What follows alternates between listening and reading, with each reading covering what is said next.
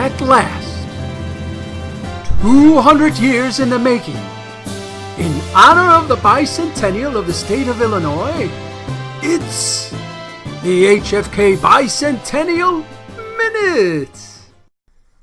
Today in Illinois history, October 9th, 1919, Illinois Women's Committee, IWC, disbands. The Illinois Women's Committee, after 2 years of coordinating the state's women in support of U.S. troops fighting in World War I, held its final executive meeting on this day in Illinois history. The IWC, first in importance, was created in May 1917 under the auspices of the Illinois State Council of Defense and the Council of National Defense Women's Committee.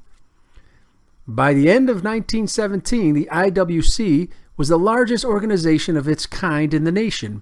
Each of Illinois' 102 counties had appointed committee leaders, and more than 1,000 Illinois cities, towns, and townships were organized into local IWC chapters. This number peaked at 2,136 by the time the Illinois Women's Committee disbanded. Among other duties, the IWC posted patriotic literature, educational propaganda at libraries, schools, and church bulletin boards throughout the state. They organized meetings of church groups and attended country fairs to do the same.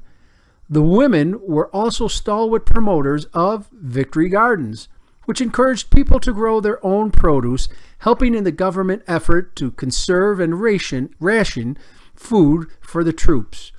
Ordered to mobilize Illinois women to support the nation's war effort, which they accomplished to national praise, the IWC also used its semi-autonomous status to broaden the definition of war effort and pursued their own agenda of social reform, women's suffrage, child welfare, and improved working conditions for Illinois laborers.